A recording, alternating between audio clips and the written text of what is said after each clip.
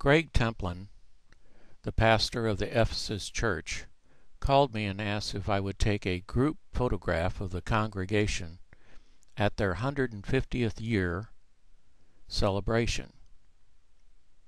This video is about how I took this picture and ended up with this photograph. This is the lighting setup. I used two White Lightning 5000 studio strobes at either side of the church, and I am standing at the Metz 45 strobe. It has a filter on it to disperse the light, but all strobes are at full power. I opened up one of the shots that I thought I was going to use in the raw editor of Photoshop Elements 4, changing the white balance of it from as shot to daylight. And as you can see, it's a little dark. The auto program is a little bit off here.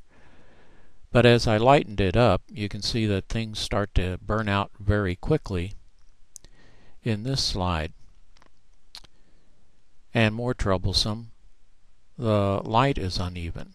So I went back to the original light setting, leaving it on daylight, and opened it up in Photoshop.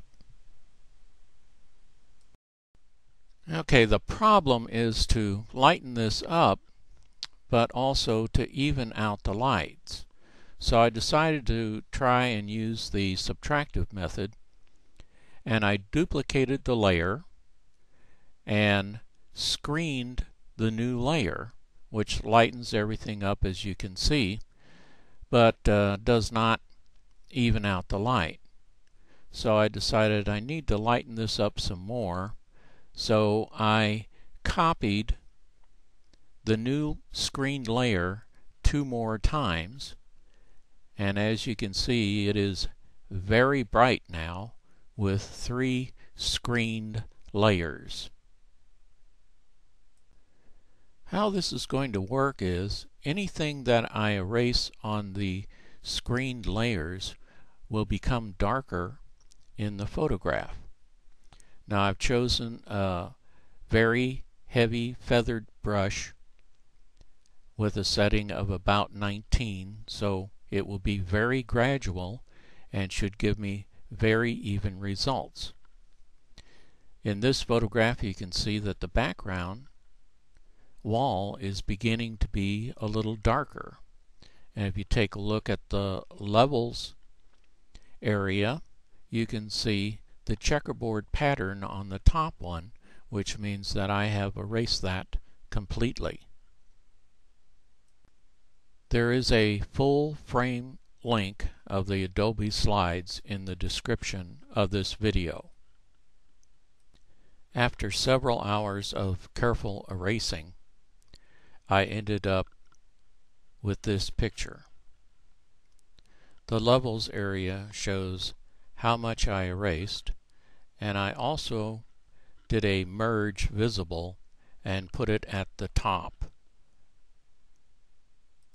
I saved this file and then made a new file using just the top layer.